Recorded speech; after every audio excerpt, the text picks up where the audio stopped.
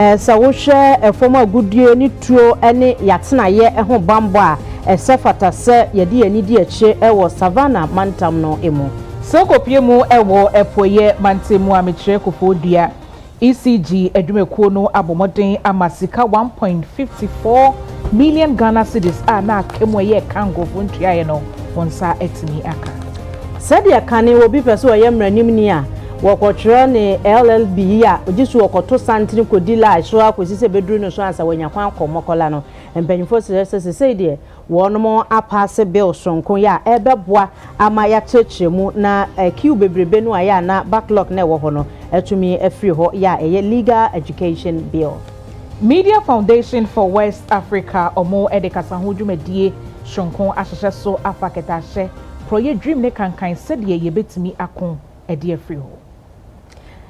We ene nsama foforo nkaye ene na nwumre yaje agya edebe sommo midin de amma saponkuma kuma je se mini aba abana beye nyano yede aseda eko ediama eye this way chocolate drink de wohia ene in social special eyes ne mineral water ne drinks assorted no best point savings and loans best assurance you to need for need abenkwa madama ene nyumeko nkaye bi na so yasene amanyumre yede ensem no eba Edom kuma wa mrashebe fie ede ato edwase ensem fata entwa yie nsoso ese Ghana mampanyi John Dramani Mahama ekwayo oman adwuma na wose obuna ketem kopie kweskoko oman so ana obrechi fi oman mu a na ninu agete na wokoforo eno no entwa yie se oman. A credible process must not only be fair, but it must be seen to be fair.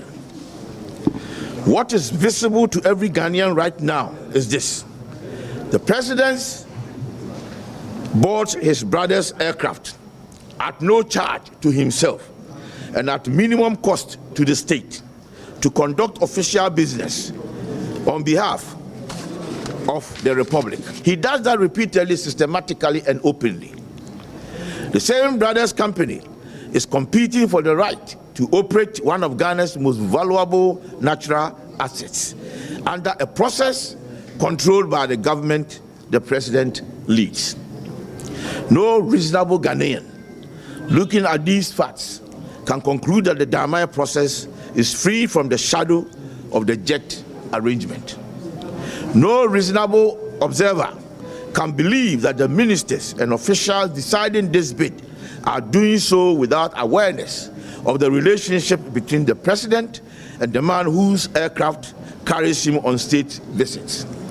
No reasonable person can call this good governance. The workers at Damang deserves better. The communities of the Western region deserves better. International investors watching Ghana manage its mineral wealth deserves better. And the people of Ghana, in whose trust every mineral in this republic is constitutionally held, deserves far better. The minority will not be satisfied with press releases. We will not be distracted by machinery of managed narrative. We will be satisfied only with full transparency, strict adherence to the law, and an outcome that Ghana can look to squarely and call just.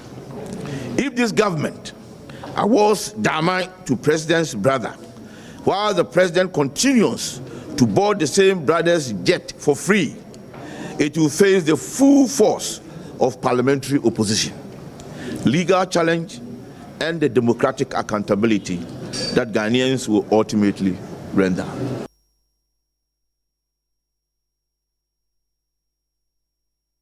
Ahmadiyya Muslim Mission for Ekopiemo Ewoswafo a ohwe yengumesia so enase na abromu kopiemu honum enapania wada Ahmadiyya Muslim Mission ano Molvi Mohammed bin Sali ekasa yitremu se ohwe opanyi onumunyamfo Haruna Idrisu ne modemmo ewo Ghana mpuntu nsemu de chichiru ne ngumesua se wada no wo mayimu a wotimu so opanyi no eyade odwene oman ne ho ena afensu so no ohwe sede wodi animu epre niam ebetimi aboa emebunu dache wadesuemu nsemu a oyobi a wodanso yepa. We invited the Honorable Minister to the graduation ceremony of College of Education, that is Jahan Ahmadiyya College of Education, and he readily accepted our invitation. The enthusiasm was really very, very high. Why was the enthusiasm very high? because that was going to be the very first time that a high government official, much less talk of even a minister, of to visit that college since its inception up north. So yeah, the mere fact that he had accepted an invitation to there was quite a source of happiness, enthusiasm for the principal, the council, the college council, the teaching staff, other staff and workers of the college. Not only they, but for the whole of WAF community and the Upper West community, that for the first time, a minister of education has consented to come in to attend, to honor a function of the college. So you can imagine the spirit of the student. He was involved in an accident, a car accident, just before getting to Tubu, and that was quite tragic. And it was very, very, very serious. And if you saw what really happened, you would only conclude that it was Almighty Allah's wish that he should be alive. So, no, in this country that we find ourselves, we have the elderly and we have the younger generation. We have two groups. It's always so in every nation. The elderly ones are always there, supported by the younger ones. The younger ones need to learn faster and be better equipped than the elderly ones who are making room for them to come on board. It's one of the youngest, energetic, patriotic Ghanaians in the political scene today, by every standard.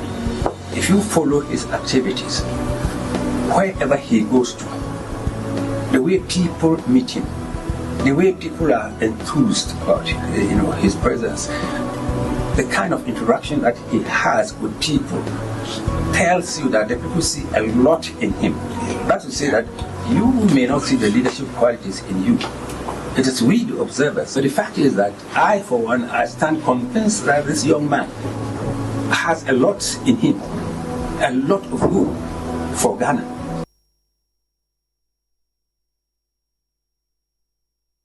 Oswafo a wɔhwɛ nsase ne ɔbɔadeɛ ne pa ho nsɛm so yewura Emmanuel Amakofibu a abɔ anan akopie mu ɛwɔ tifi mantam na nsrabo mu a wɔbɔ entoa no wɔkopie yabonwura anaso ɛwɔ Gonja land na hɔ ɛna wɔde ato na nanim anim sɛ ɛyaban na de hiade ne nani suade hunu kɛseɛ sɛ ɔman Ghana nyame akyɛ yɛfom agudi ɛsɛsi yetu ane na nso so yetu a betu ne kwampa so ne yɛmfa nsɛ yensuo ɛne yakwaye.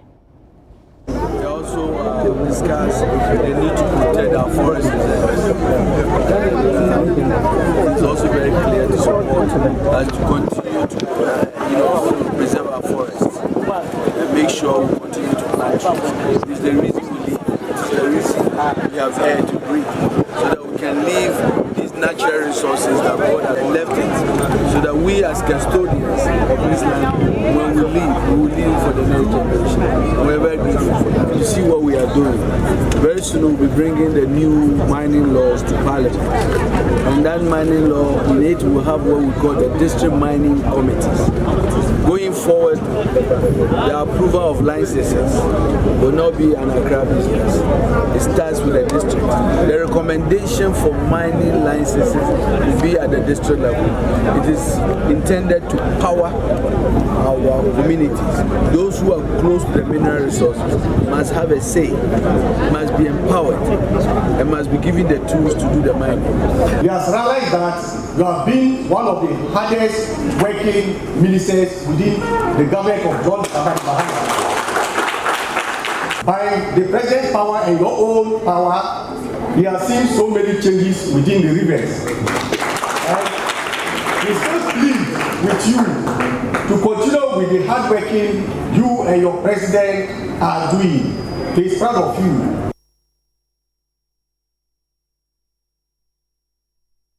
Opanyi bakwa ebano oman Ghana manyo semu awudimu akotene yi awosanso e campaign fo a NPP amanyo ko moteye ora nyaho tamaklo e de efuto bi ama eye CPP amanyo ko ne nsema odi ato manim nyina ene se obesra omo se omo keka omo honi ehunu so mo ya amanyo ko mo ho ma enkoye se abato mmere nkwa na yebeto omonka obesre se dane dada nyina no omo enin kita ho ma Ghana fo nche omonka hunu se omodwene oman ma no so eho.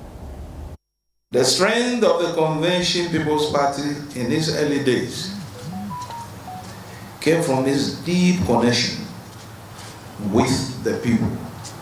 Do not build a party that exists only during elections. Build a living, breathing movement that engages with the daily struggles of every Ghanaian.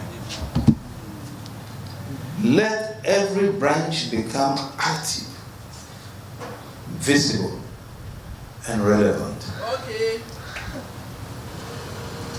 You must invest in youth leadership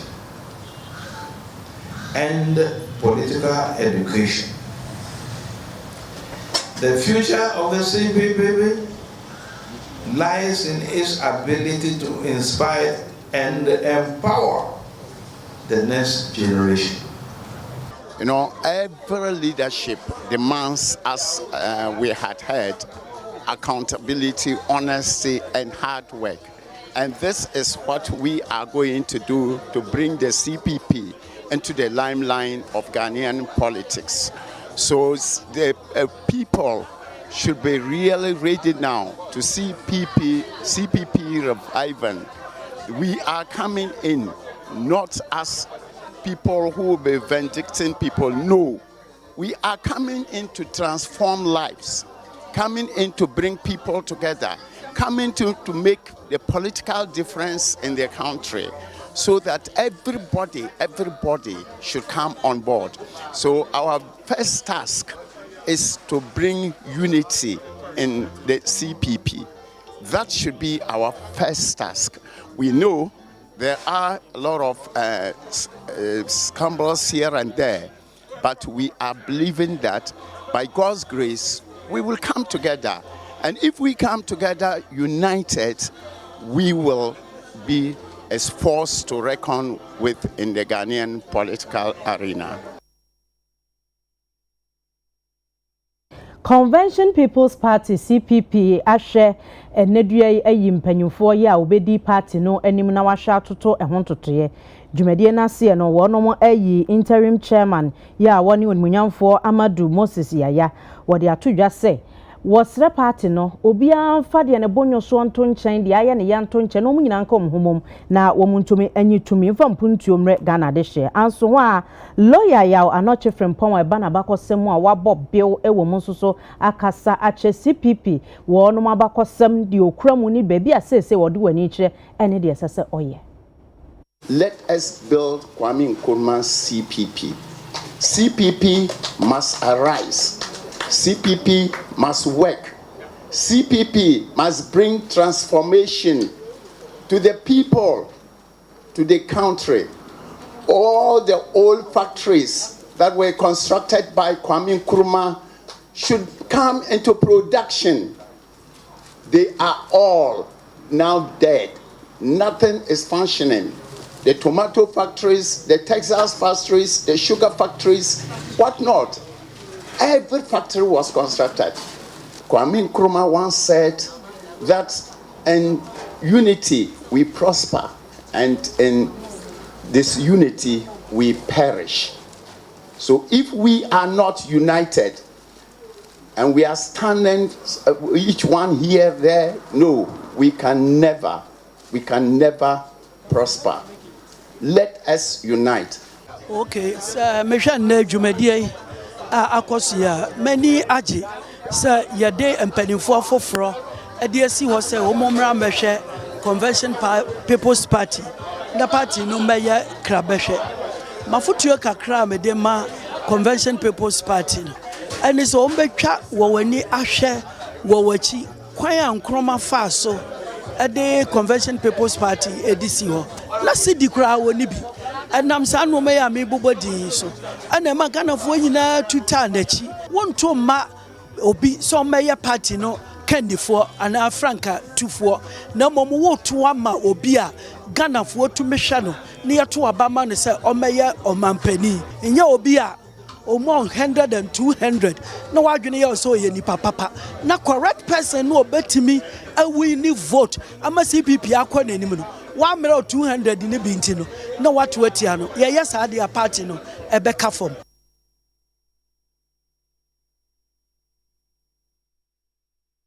Abusuafo Madaroma ye home kase ebo no so ade abafo nkato edi kan abasisia.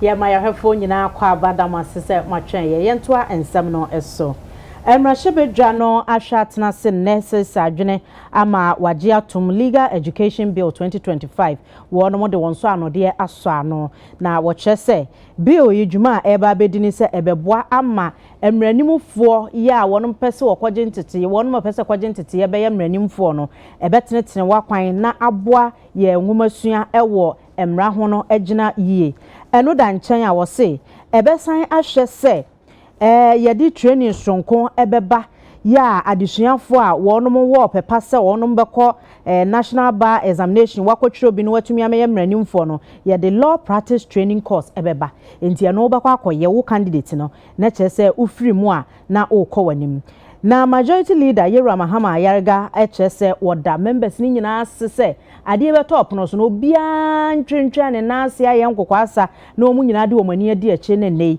watumi age atomo anso ho a osahene afenyo maken esoso de atu edwase bill na o ma pass ne de omu amugitum se o ma yade yade pa no ma ye nemum o ka chen disi aban o hyebo a ya na wadi so o ka se obeye Women's Development Bank edi besi ne onyeye.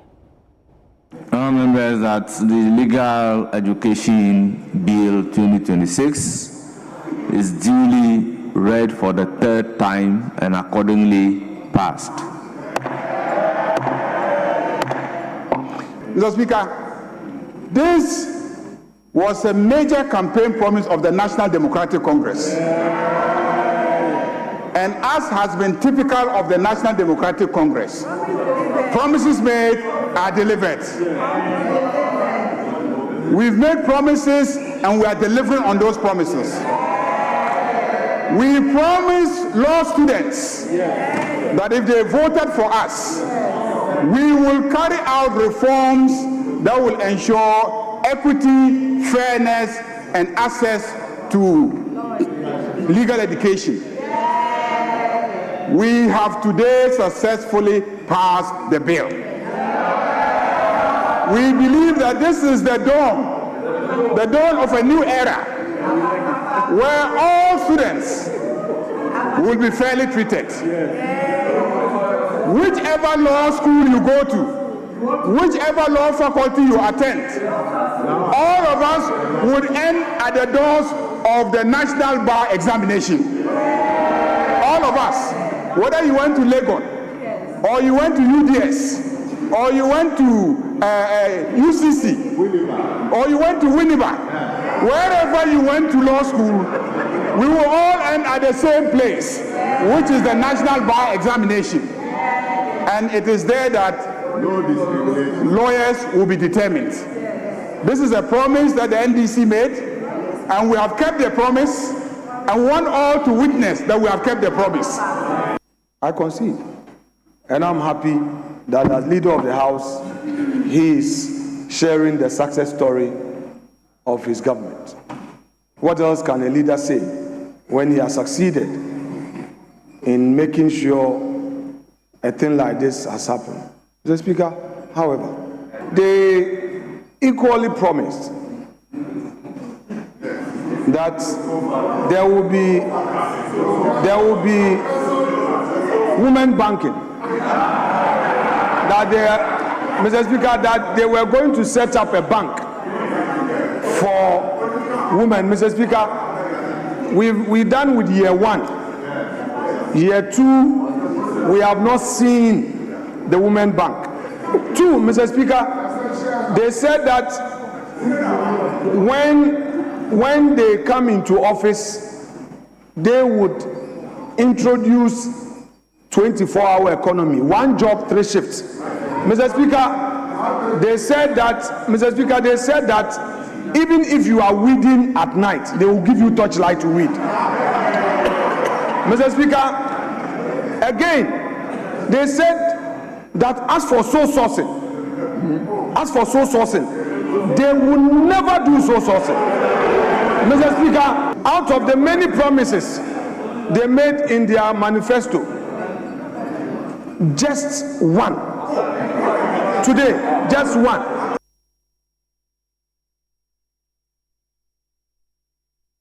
Empanyinfo a enyinam kane adwumakuo ewo apoye mante momoda no samra yekasoma bomoden ama sika 1.54 million Ghana cedis ana ewo ekem isan crofo connections ana omoye ene krono ana omo ebo enti no samre de omonsa aka ewo eye hwemu ahodo a omo eyeye na engineer Imano Apo wona akopie mu apoye mante mu a oye panyin a enyinam kane adwumakuo oda no ensem sei ene ode toye ni 2025 Sika yetimi ji wa manfo a omaye liga ho no eye 1.54 million Ghana cedis na eno no eye nkrofo a yetimi achiom so omaye liga sika ya gine ye about 5% b of amount for omaye liga no inti no se 5% ye 1.54 million 95% na aka eyan ena de bia ye liga na busumi ye chasi e mane so biom a mo ye liga na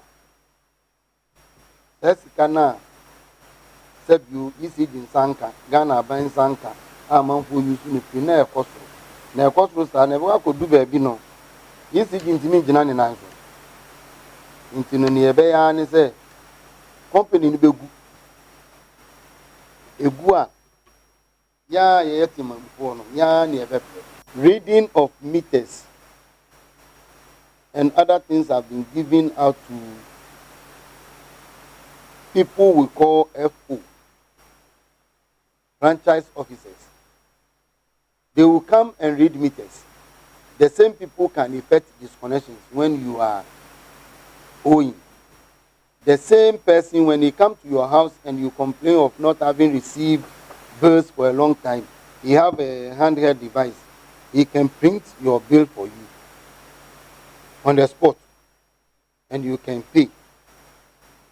We've also gone past where you walk to ECG office to pay your bills. Now we have what we call Power App, and then we have other USSD on your phones that you can use.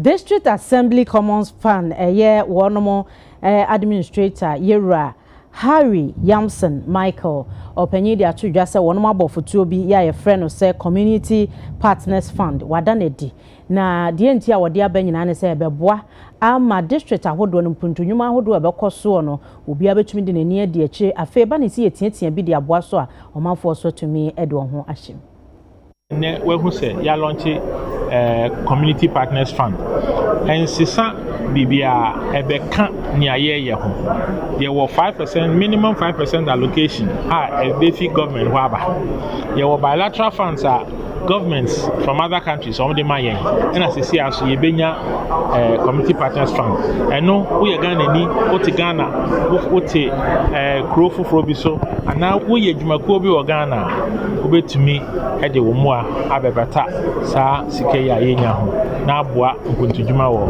mentema wa wo be kase ye fiscal ni ho the project bi so wo ho na se eno na wani sisu no pese oboa so a wetumi select sa project ni so nia all mesika no e na all kire bibio pese sika no ko na mom sika no obisika bi ebenya no yebe yi mu 20% ye de be boa ye nuanom a ebia omumentem enya hwe kra sana se ye kampontudwuma obia enya ne chefa se swaden kra obia benya kakra nti wo a wunya dodo no ye de odi ebe ma wo na mum yebe yi 20% ne de akoboa mentem bia ebia mo enya hwe kra nti eno ane no wo ye donation a obeye no online and now obeye wo bank.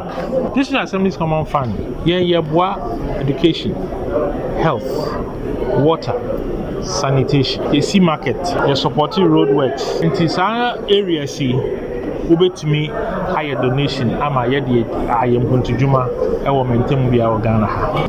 Se diaspora for Ghana for nyina mo aboche nyina no already no every year your contribution no $8 billion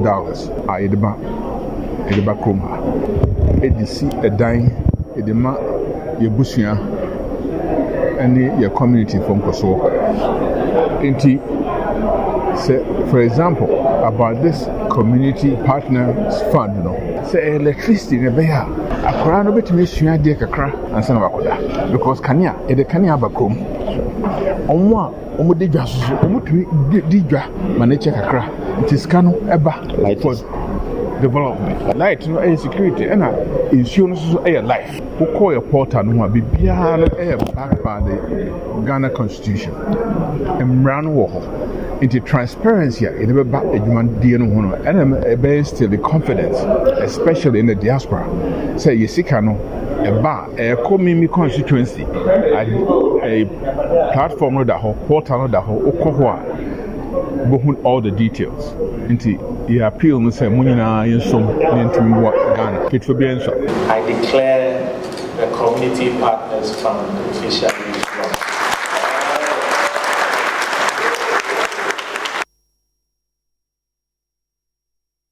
Media Foundation for West Africa edekasa ho dwumedie bi hyehyɛ so we know eye kwan omo pese omo fa so man central for ya ye de obunwuma no ye betimi abodawru akasem eba ne ketahye project dream ne kankan na yetimi akon ede afri ho kra omo echire mu se ewum se e bomoden de na so still na no ekwan wom tum sekretary project dream ne kankan no yentu ase deku nti still na etwe oman no esign na owura Kojo Ephraim wono ena dwumedi na se ogina Media Foundation for West Africa for anemo ekasaye wochiremu ese eho behie yie papa pint no monso o mafato makoma pono so a omodi dwumedi ahyehye so afi eye special prosecutor na emusini Beatrice Anane enso ebabi ena di ne krakra no lawyer Twenebo Akodua Ghana Bar Association enso ede nanu tumo mu chiremu se ni nyina na yi na ye kwintel se ehwe na ketashe proyedwim ne kankan ye yi free honom kra.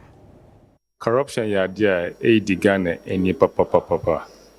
Nene kwakra ne say esa amount ni na o man na ye boyam together. It's a fight that requires every single hand on board. Yentuminja Emma media nkwa. Yentuminja Emma state institutions, civil society, individual activists. Esi na ye kan ye ho bom. Ya dia a sense of brain. Your position now, we are speaking against corruption. Yet the two nations, our posturing is different. That is politicking. Intiated to us, obvious, Momboa as a country, society, corruption, nepotism, favoritism. It's one of the crime against humanity. We must therefore move beyond fragmented efforts and develop structured mechanisms for engagement. Ultimately, the fight against corruption is about restoring and sustaining public trust. Citizens must be confident that all allegations are taken seriously. Investigations are conducted impartially. Prosecutions are pursued diligently, and outcomes are just. The media plays a vital role in shaping this perception, but so to do state institutions through their actions and consistency. Ladies and gentlemen, corruption is not merely a legal issue. It is a governance challenge, a development challenge, and fundamentally a moral challenge. Nti ade ba ko aye betimi dia ya bo man no se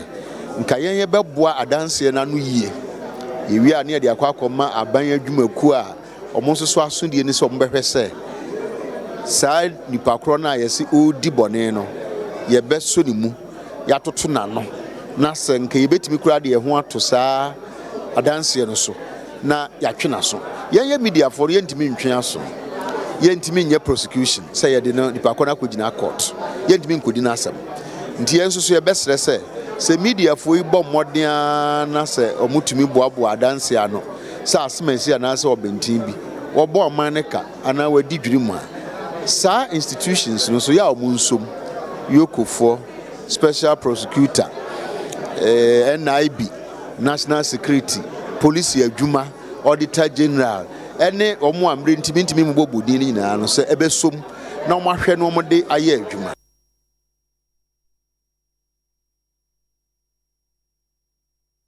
Gomua Central Mashebedwani eye Kwame Asare Oben Honorable Ediato Edwase wobehwe se Gomua Central ebefa ne ntuma pefra ne ho ayensa hwe bia obi ade nani ebeche.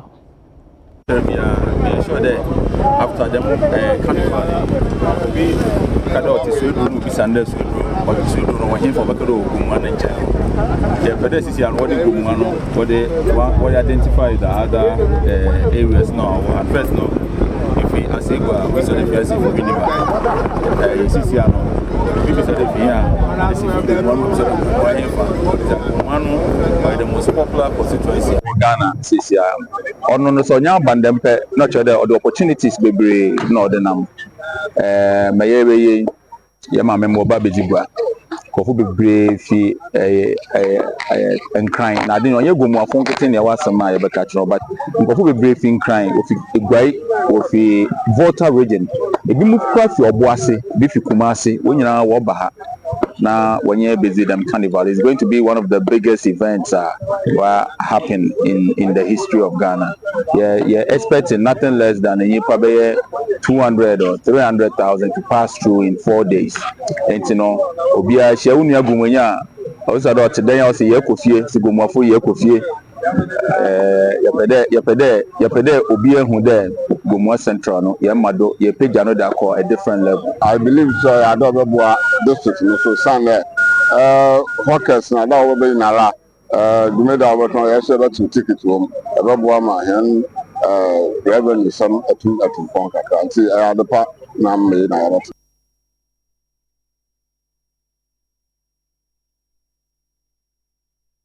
Ebusuafo ye se twa ye ho abasese ye ba ye beto aso.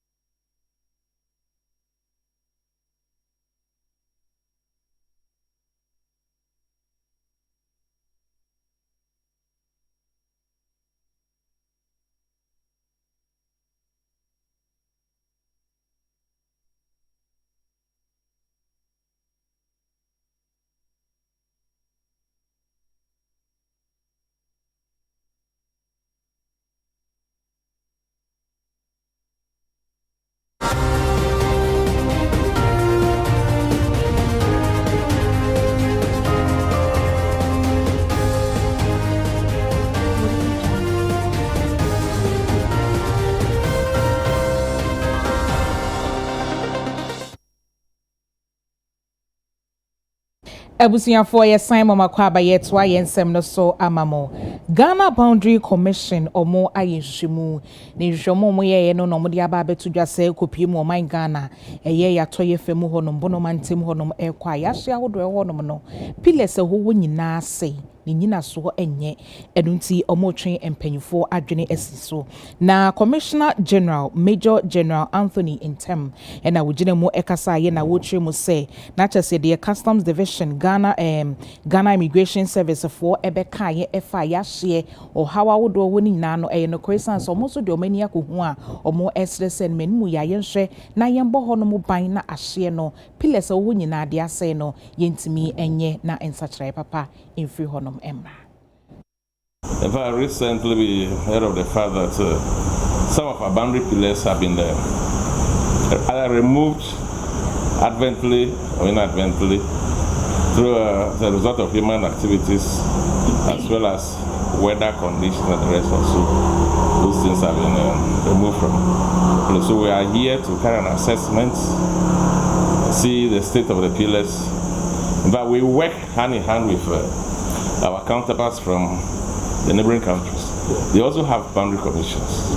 So Côte d'Ivoire has boundary commission. Whatever we see here, we inform them. They also come and see for themselves, and then we meet, discuss, and come out with how best we can, or as early as we can, to construct new pillars. You know, if you don't have pillars to demarcate your boundary, it brings confusion in future. Not to, prevent this dispute in future, we actually carry out this exercise. Bia ma for ya how kese pa na abusuamfo ya kan na yati bia ma han ye ni kiribiofo ye dinza woso bibibia ho na ye nim se sojafo be betim na ze mengora bi be kwa afuom betwitwa be photo mangora no be dwane be ba afie endi afi so ye ne chick compound ewo kroduam ha ya nipa yare a ye betim de na akọ ni nyina ha ba bi ne ehu firi bodan hu beduru hai so bi awokra kanu a ansa na obepeka obehaneka obeduru bodan no na bibia ya ye nipa no ndi asem ba ko ne ya ye kese so be ya ye benya doctor ketwa bi awo krom ha ebetumi aboa ye wo niema bebre ho san ha no first na ni ha within 2 years time ya no ha na happen nti ama ye ho kire na problem pa we so kese so be network ni ha ndi obi kura be kese o mo frɛ ya antimi ama ko network ni obeda frɛ obi membe ye kwa de se be nante aduru ba bi a ona bo kire depom ho azamotima ye ko nti se bibi kura na ebesi awie ansana etimanya information no nti ukwa phone ho no so gani betake wa bia ni ha obetima frɛ ma na be boawo me ka se mia me kofa me kasu ho asa ayi mekan emunwa be se ha de pori owo betake me mia ma phone ma ko sa kasu no one bag bia no omo so gi 300 cedis na kasu ni 4 bus de metua me hin 1000 over 1002 na ska obi ama ko phone to ska no hin be frɛ kurofo nyina ma ko mo ma won su to nyina na nye ize da no nti ye kese ho nkyere ha de ana ebo aboda no so de within 2 years time de e wo problem pa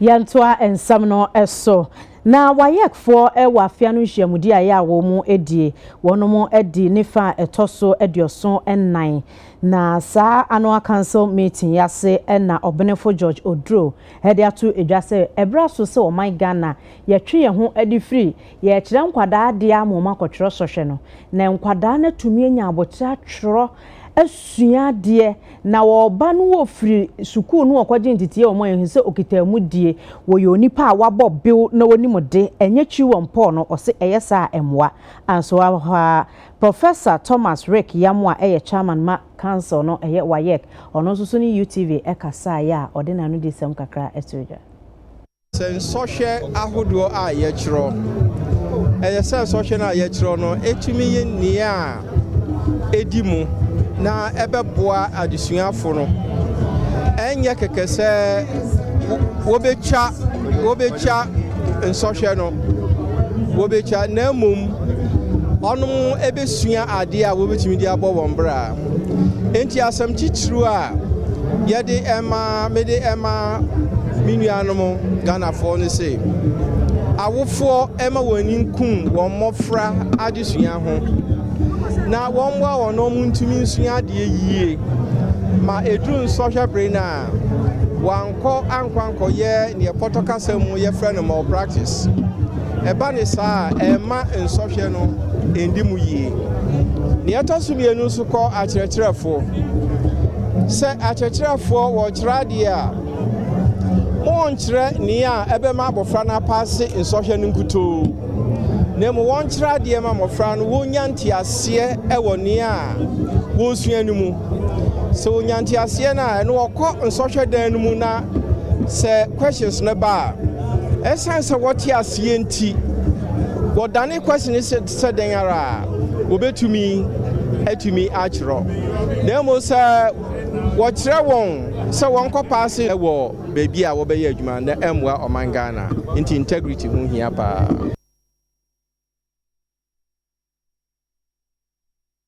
Twenibu akodua Dexon Esquire ɛyɛ mmeranimni ɔpanyin de atodwa sɛ wɔhwɛ nsɛnkyerɛfoɔ yɛ adwuma yɛyi outmu sɛ hu wom esan sɛ yɛn ɛna yɛayɛ ɛyɛ obi a yɛgyina mfimfin ɛhwɛ sɛ aban no bɛyɛ ne pade ama wɔ man no ne ɔman no so pɛ no yɛ na ɔmo de fa yɛ soma yɛde to mpanyinfoɔ anim afei nso yɛhwɛ sɛ mpanyinfoɔ bɛbu nkontam apa ɛde akyerɛ ɔman ma no nti wɔso wɔhwɛ adwuma yɛyɛ na ehu wɔ mu paa nti wɔsɛ yɛhwɛ na saa mmerɛ yi nsɛnkyerɛfoɔ ɛbam bonsem no aban ema no ejina yie se de be ya se nipa ne nsentro ni oyɛ n'adwuma bon se adwuma me ye wo se ehu wo mu de nanso me obambo kese eta mechi eba ne saa wo se yebeboa ma ye adwuma ye no yebɛyɛ ne yie ama nneɛma nso aboa ama Ghana akonanim ni hu kwan so ɔde ne nsa ka journalist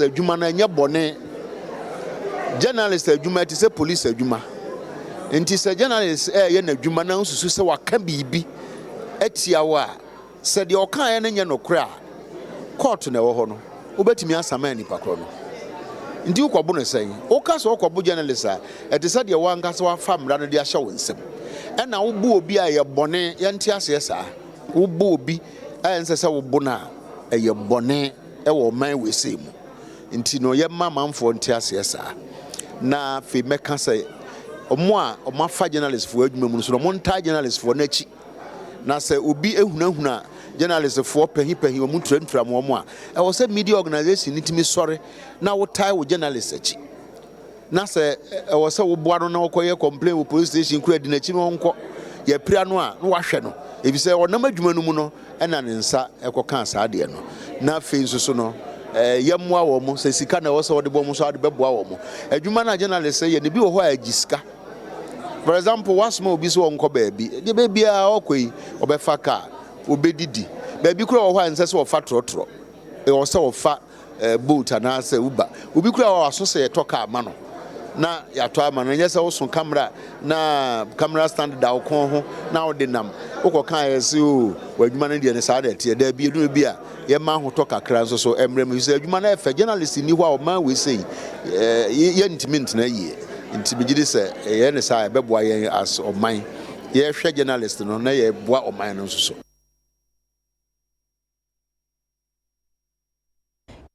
Prison service mpanyinfo asigyinaye ye a wada dwumadie bi adi de bɛboa pomodene ama neduafo ahodo ɛwɔ ɔman Ghana mu we ye medicine and equipment bank initiative ya neduafie ɛwɔ ɔman Ghana nyina ɛbɛhwɛ na aboa we ɔse ye 360-degree focusing agenda wɔn mo de yɛn sakraye sɛ de ɛbɛya officers a yɛhwɛ neduafo no wɔn mo asetenam bɛyɛ yie wa pomodene ho nsɛm bɛgya na so neduafo so ɛbɛnya saa ɔkyɛfa no we Madam Patient Bafuboni Esquire, Director General Edema Ghana Prison Service, and Dr. Grace Ayensu Dankwa, Deputy Health Minister, and Honorable Rita Adole Sowa, Deputy Local Government Minister, and Penyufui, and a Koshema Jumedi, Utumi Edaneti.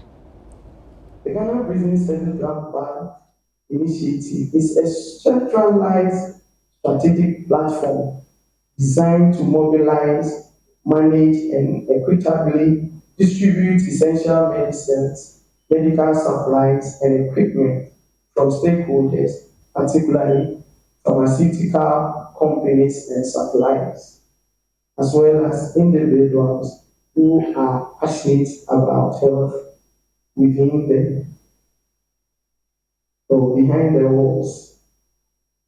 It serves as a consolidated pool of resources that ensures a reliable and sustainable supply chain of quality healthcare commodities to all prison health facilities across the country. It is a mechanism for turning corporate and individual goodwill into tangible, life-saving resources for those in our custody. We have two flagship programs that this program fits exactly into it.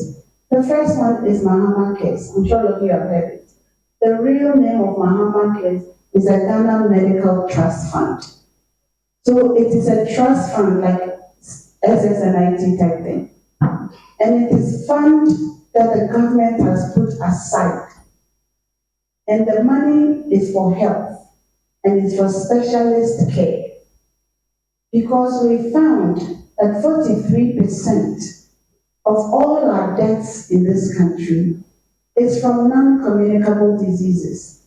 When I say non-communicable diseases, I mean high blood pressure, I mean diabetes, and we've added cancers. And it's killing 43% of our people. So we need to do something about it. If we don't do it, by next year the 43% might be 50%. So we need to bring that 43% down. So we set up fund, money available for people in that category. And I encourage continued collaboration and contribution of resources towards the sustainability and the lasting impact of this program. Let's support with the little or the big that we have. You don't know when you find a relative in there. And if you do not have proper health care, they are released and then sometimes they come home. It doesn't take long, you lose them. But sometimes some of them are there through no fault of theirs. So let's help support this program.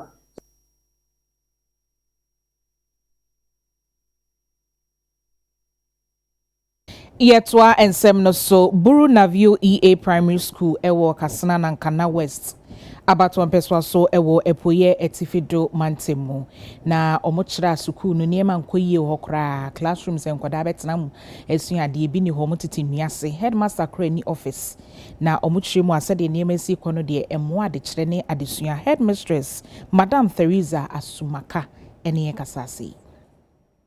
School was built around the 70s, where I was in primary school when the school was already there. After my secondary school, I taught in this school as a pupil teacher, became the assistant head teacher in the school, at least for 7 good years. The classroom block, the 3 classroom blocks that you even see, was not built by the government. It was built by one NGO. So I can even say that the school has not gotten any classroom from the government. So my appeal is that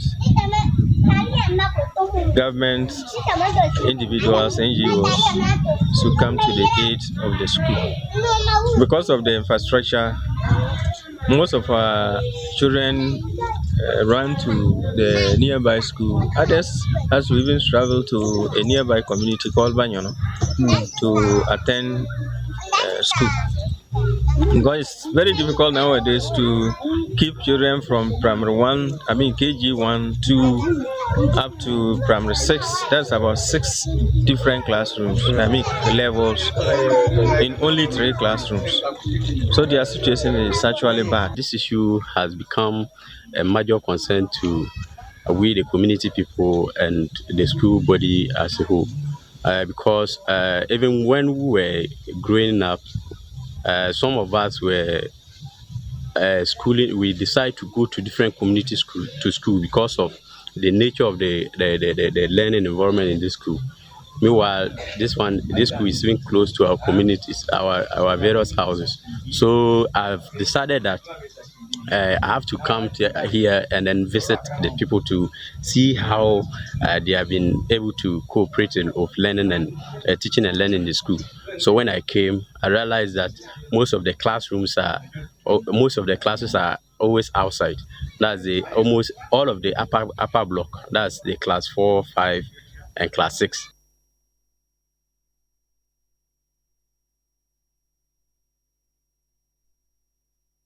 Ye konfinfin mantamu na adwadifo a woka soa ni chichu awutu senya isimensin mu na de ato edwa na anu etwemu se edwa yesi ebe demolish na yesi foforo enti wonum nko Iron City enkodi dwa wo hokosi se mpanyimfo be ye sanse esi na wie no wonbo anyoso amoabo anan akwaso ya ehwe yekua na adwadie eho nsam so no atenaye de wonsam akwakoto wanim opanyi ogina soye na nimu eje nsam no nyina eye Director of Industries Kofi Ado na sei ena nkomo no esi ekoye eje petition ya before omowo kaswa edi abre ade ba ko an de ni se ye besle mo a asem esia nipa na eka monye dede monye bibia edi basabasa ebe bakaso manya ari simukra ewo minister animu na mu se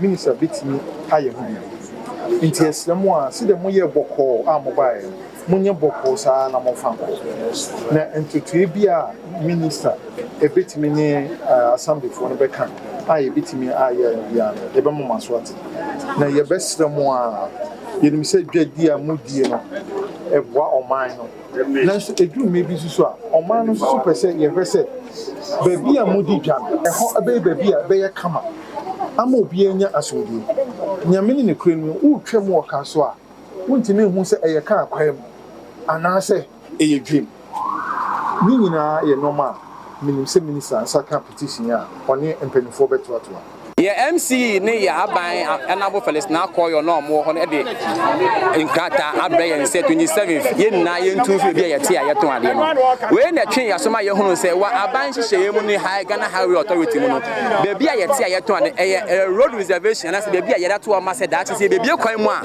na ometu ye den e de free ho na ye nya ma bia kwan mu ne de ade ye permanent structure ye ntimi emfensi ho de enim no no ebiem de enim se aban ye atwa mu abana da atwa mu ne ye na asem ne yen hyehyeye ema ne koye se apata ne yen fa yesika ensi enti aban no anasa asem ne ma engineer contractor ene yesi apata no ewa aban ne team se yen tena for 30 years ya tena ho no just 5 years ene aban foforo ba ya omosi yentu omesi stores se yesika be hye de ene e betena se yen se ne wo ku ye preko eno ntini se okase yen free onko de yen free ho ne free ho tena kopim se enhyehye papa ebeba